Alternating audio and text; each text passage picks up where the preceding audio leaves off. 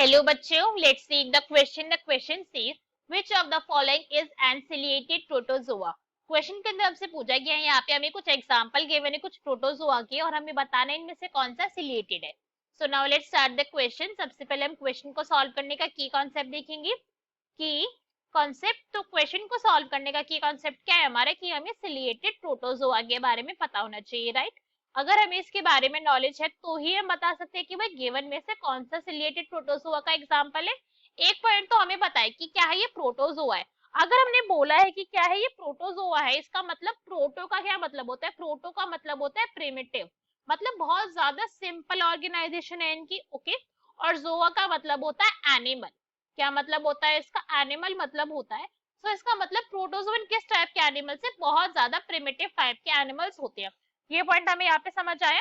और अपने आप में कैसे होते हैं, यूनिसेल्युलर है ये, बहुत सारे सेल्स नहीं है, सिर्फ एक ही सेल है जो बॉडी के अंदर सारे के सारे फंक्शन को कैरी आउट कर रहा है, तो दिस इज यूनिसेल्युलर ऑर्गेनिज्म। अब हमने सिलिएटेड बोला है तो दैट मीन्स यहाँ पे सीलिया भी प्रेजेंट होगा। अगर हम सिलिएटेड प्रोटोजोआ की हैबिटेट की बात करें तो ये फ्रेश वाटर के अंदर पाए जाते हैं। कहाँ पे, फ्रेश वाटर के अंदर इनकी हैबिटेट है, वहां पे फाउंड होते हैं। मराइन के अंदर भी ये फाउंड होते हैं, ओके, मराइन के अंदर भी फाउंड होते हैं। और कुछ, सारे नहीं, फ्यू बोला गया है। फ्यू कैसे है, पैरासिटिक भी होते हैं नेचर के अंदर, ठीक है, फ्यू पैरासिटिक होते हैं। अनदर अगर हम बात करें इनके लोकोमोटरी स्ट्रक्चर की, कि भाई ये लोकोमोशन किससे शो करते हैं, तो वो तो इनका नाम ही बता रहा है, किससे करते हैं, सीलिया से, इसलिए सिलिएटेड है। यहाँ पे सीलिया प्रेजेंट होते हैं। और सीलिया कैसे होते हैं, हेयर लाइक स्ट्रक्चर होता है, ठीक है, हेयर लाइक स्ट्रक्चर होते हैं ये स्ट्रक्चर। सिलिएटेड प्रोटोजोआ के डाइजेशन की बात करें तो यहाँ पे डाइजेशन के लिए स्पेशल रीजन होते हैं। सो दे पजेसेस डेफिनेट रीजन, यहाँ पे क्या है, स्पेसिफिक इन्होंने जगह बना रखी है अपने डाइजेशन प्रोसेस के लिए। तो यहाँ पे क्या है, डेफिनेट रीजंस प्रेजेंट है ऑफ इंजेशन, खाना खाने के लिए, फूड को इंजेस्ट करने के लिए यहाँ पे स्पेशल रीजन है। और इस रीजन को हम क्या कहते हैं, this region is known as gullet, gullet कहते हैं। और अगर यही बात करें इजेशन की, तो इजेशन के लिए भी यहाँ पे सेम ही रीजन प्रेजेंट है, गलेट ही कहते हैं। इंजेशन और इजेशन दोनों के लिए ही यहाँ पे एक रीजन है, that is known as gullet. ये पॉइंट हम यहाँ पे समझ आ गया।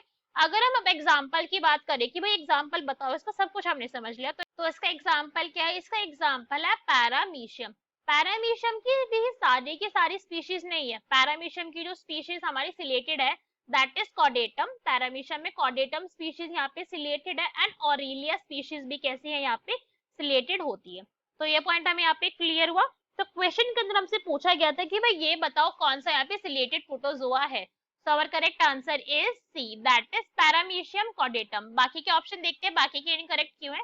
तो ए में हम देखे तो हमें क्या गिवन है, प्लाज्मोडियम वाइवेक्स, तो ये कैसा हो गया, इनकरेक्ट हो गया, बिकॉज प्लाज्मोडियम वाइवेक्स एक स्पोरोजोआ है। क्या है, एक स्पोरोजोआ है, स्पोर्स की फॉर्म में प्रेजेंट होने वाले प्रोटोजोआ है।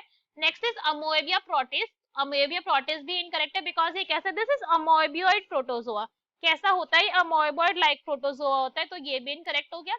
लेशमानिया डोनोवानी, तो ये भी इनकरेक्ट है, बिकॉज ये कैसा, ये फ्लैजिलेटेड होता है, ये सिलिएटेड नहीं है, यहाँ पे फ्लैजिला प्रेजेंट होता है, तो ये भी कैसा हो गया, इनकरेक्ट हो गया। So our correct answer is C. Hope you understood it well, best of luck, thank you.